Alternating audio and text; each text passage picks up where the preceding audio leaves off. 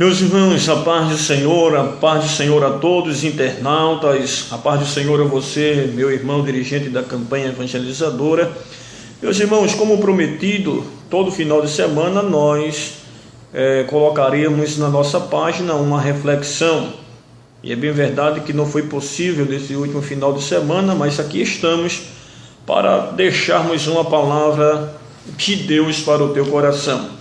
Vamos meditar nesta tarde sobre um versículo que está no capítulo 1 da primeira carta que Paulo escreveu aos Coríntios. Abra sua Bíblia, primeira epístola de Paulo aos Coríntios, capítulo 1 e o versículo 30, que nos diz assim a palavra de Deus: Mas vós sois dele em Jesus Cristo, o qual para nós foi feito por Deus sabedoria e justiça, santificação e redenção.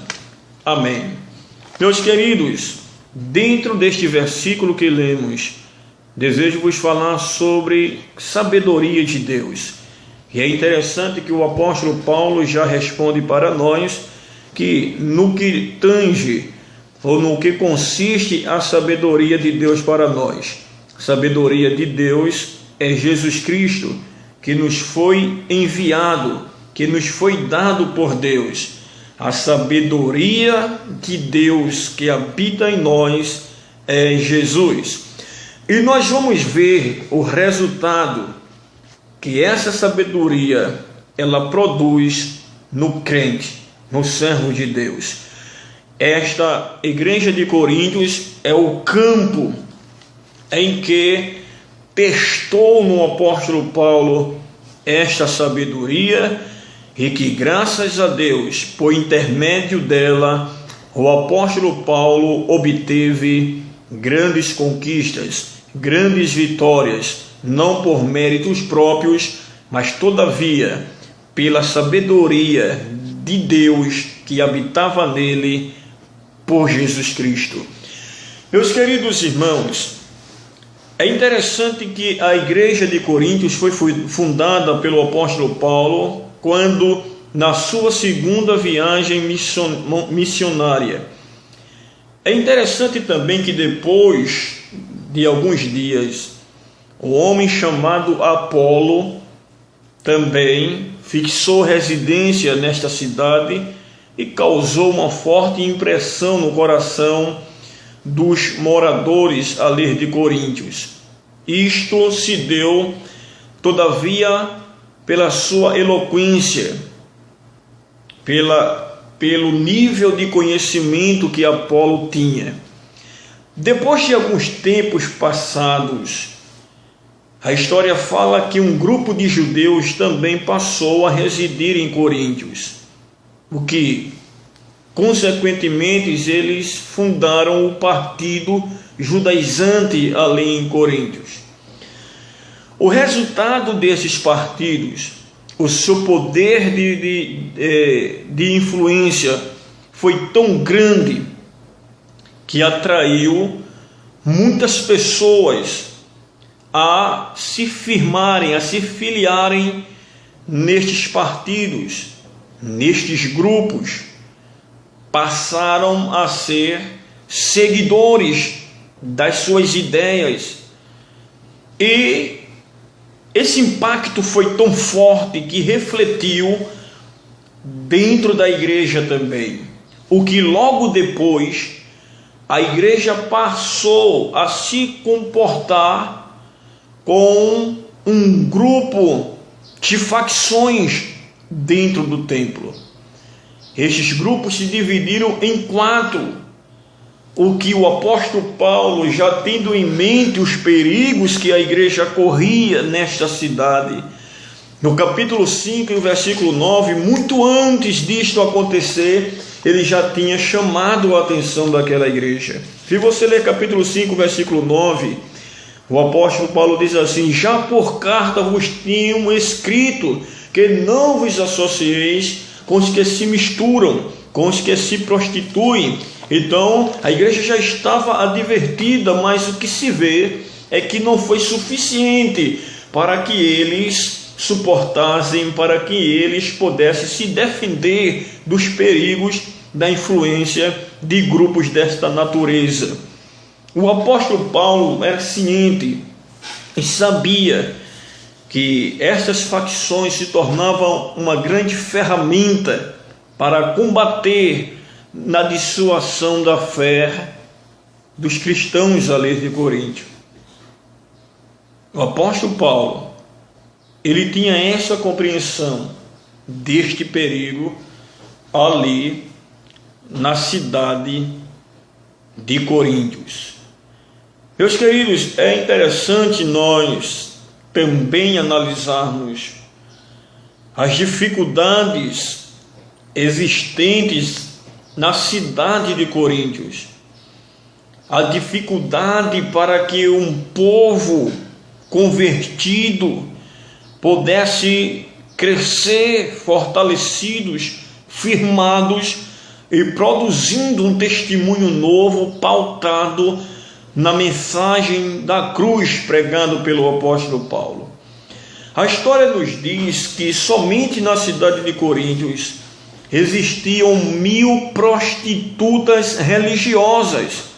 Pasme nisso, eram 1000 prostitutas religiosas que frequentavam o templo religioso da cidade de Coríntios. Adoravam as divindades religiosas ali, tal como Melcartes, Ísis, Afrodite, a Mãe Suprema. A influência pecaminosa era muito grande. E tudo isso fazia com que naturalmente milhares de estrangeiros migrassem para Coríntios, estivessem ali. É impressionante que a cidade estava entregue ao extremo, ao paganismo. Então o quadro espiritual, o quadro moral da cidade de Corinto era terrível. Ser um cidadão em Coríntios era viver no caos da moralidade. O que significa dizer que ser crente em Coríntios era um desafio muito grande.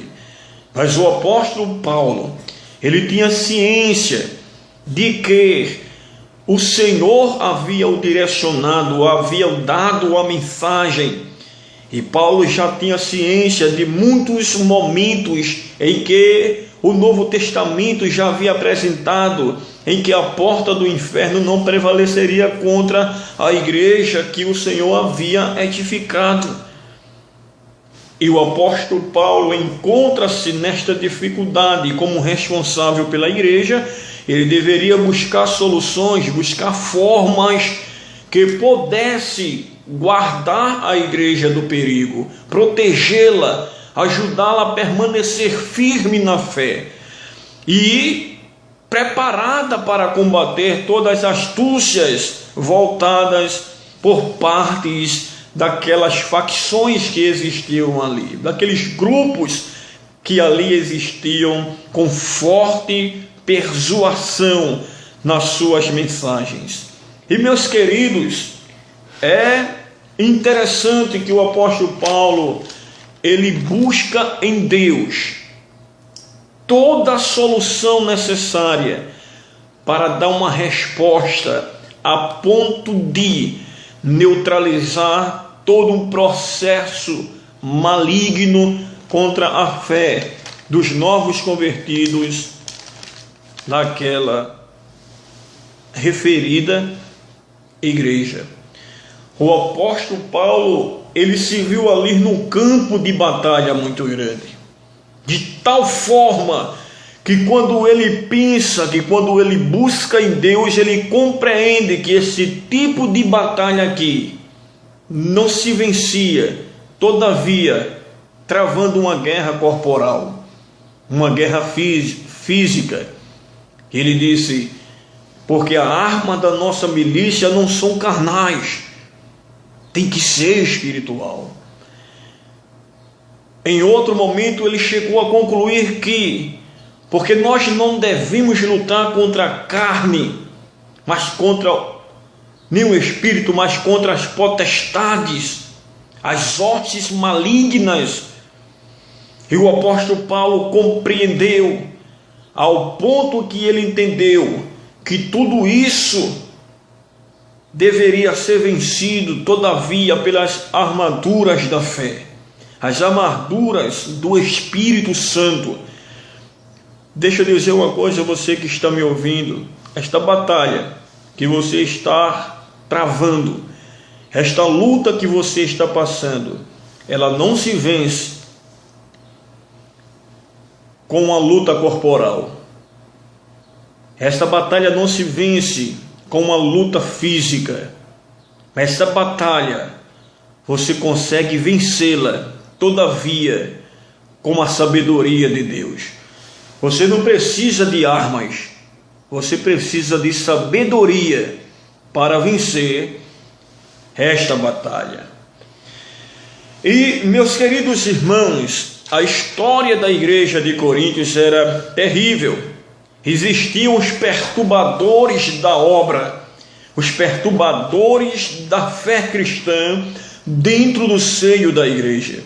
O primeiro grupo era o grupo de Apolo, e Apolo era um rabino, um homem muito sábio, como já nós falamos a princípio, um homem muito influente pela sua sabedoria, pela sua eloquência. E então é interessante notarmos que quem poderia fazer parte desse grupo? Somente aqueles que tinham um alto entendimento. Este era o grupo dos entendidos, era o grupo dos sábios, em que até hoje esse grupo perdura no meio do povo de Deus. É o grupo dos entendidos, é o grupo que acha que a mensagem que está sendo pregada, ela provoca loucura aos seus ouvintes. Este grupo de Apolo, amantes da filosofia, eles amantes da sabedoria, entre aspas, porque sabedoria no dicionário fala de uma soma de conhecimento, fala de razão, sabedoria fala de justiça. Mas no campo teológico, sabedoria fala de um conhecimento inspirado das coisas divinas e humanas também. Mas esse grupo de Apolo era o grupo dos entendidos, daqueles que ouviam Paulo pregar, mas dizia para os ouvintes: não acredito nesta palavra, isso que ele prega é loucura. E ainda há alguém que são fascinados por este grupo e que fazem parte desta equipe que se dizem os entendidos e que confrontam o evangelho pregado, a palavra da cruz. O pecado deste grupo era o pecado do exagero, não é? O exagero de sabedoria.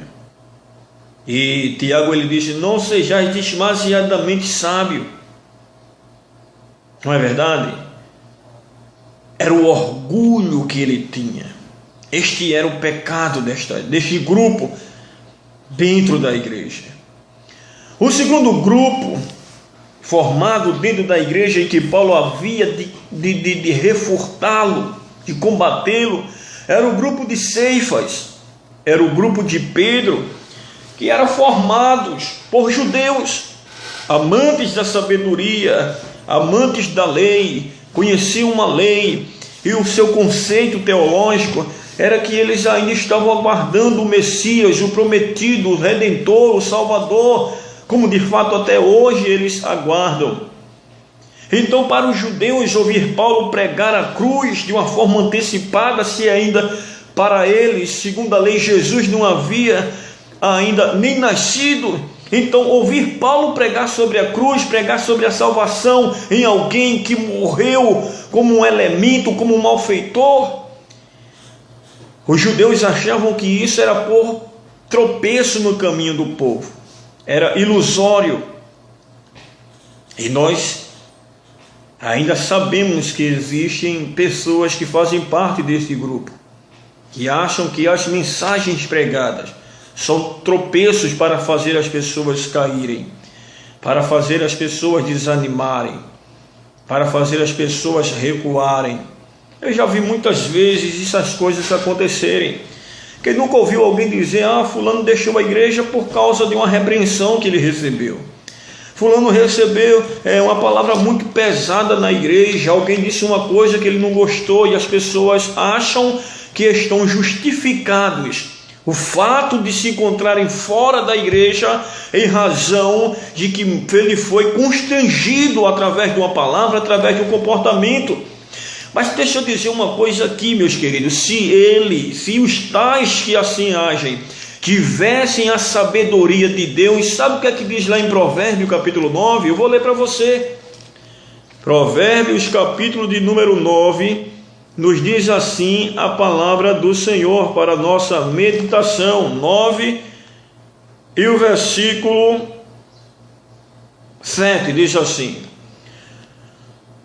o que repreende o escarnecedor, afronta, toma para si. E o que censura o ímpio, recebe a sua mancha. O versículo 8 diz: não repreendas o escarnecedor, para que não te aborreça. Se você for repreender um escarnecedor, ele vai te aborrecer. Mas na sequência diz assim: repreenda o sábio, e ele amar-te-á. Dá instrução ao sábio, e ele se fará mais sábio ainda. Então, meu querido, essa história de que deixar a igreja, deixou de servir, deixou de estar na presença de Deus, se justificando em erros, em palavras, em comportamentos, e isto diante de Deus é injustificável. Quem não lembra que os anciãos lá na história de Israel, no capítulo 8 de 1 Samuel, chegaram todos perante Samuel e disseram: nós queremos que você ore a Deus e peça para que ele constitua sobre nós um rei de carne e osso. E aí quando Samuel pergunta: mas por que vocês tomaram essa decisão, uma vez que o próprio Deus era Deus de Israel? Aí ele foi justificar dizendo assim: porque Samuel, tu já estás velho, e os teus filhos já não andam mais, já não julgam mais como juízes aqui de uma forma leal em Israel. A justificativa para essa escolha foi todavia apontar a velhice de Samuel e a forma como os filhos dele julgavam como juízes.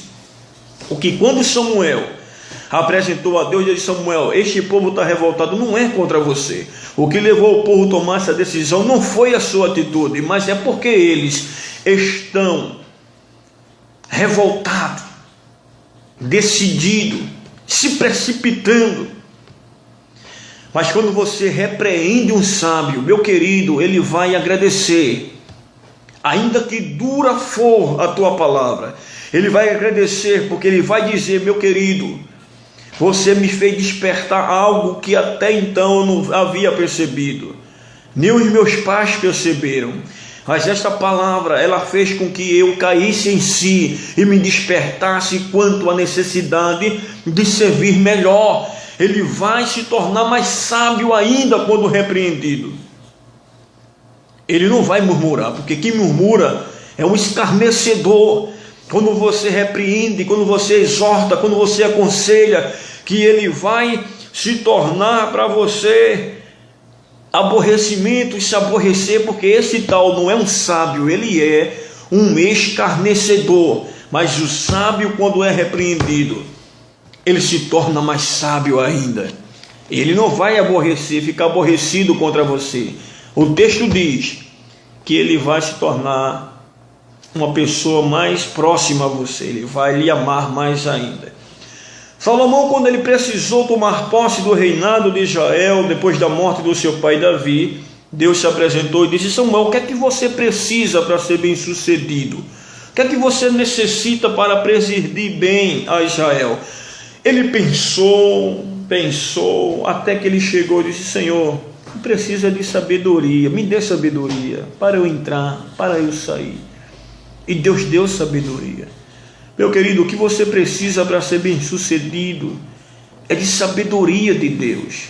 É interessante a tua sabedoria na formação do profissionalismo, da faculdade, das universidades. Esses conhecimentos são fundamentais para o propósito seu enquanto estiver aqui na terra, para buscar a tua manutenção, para se tornar um profissional. Isto é importante, e parabéns para os que fazem assim. Mas olhar a palavra de Deus voltada com conhecimento das filosofias, da sociologia humana e materialista, ela não tem peso algum contra esta palavra. E para vencer este mundo, o apóstolo Paulo, ele ensinou para nós, na sua carta aos Romanos, no capítulo 12, ele disse assim, ele diz para nós: e não vos conformeis com esse mundo, mas transformai-vos esse mundo, todavia, pela renovação do vosso entendimento. E aí sim, você vai experimentar a quão boa, suave vontade de Deus para a tua vida. A gente não precisa ser influenciado por este mundo. Tudo o que esse mundo faz são fortes influências para nos afastar dos nossos princípios. Mas o entendimento da palavra, o conhecimento, a sabedoria de Deus nos faz ser um forte influenciador. Nós temos poder para influenciar e não ser influenciados. Nesta tarde, deixando de lado os outros dois grupos partidários, me limito a este, dizendo para você que o apóstolo Paulo, através desses versículos aqui do capítulo 1, ele refutou e ele usou a sabedoria de Deus, e Deus lhe deu vitória. Que Deus em Cristo nos abençoe. Nós precisamos de sabedoria para sermos vencedores, e essa sabedoria é a de Deus, que já nos foi enviado por Jesus e que habita em nós, e que Deus nos abençoe.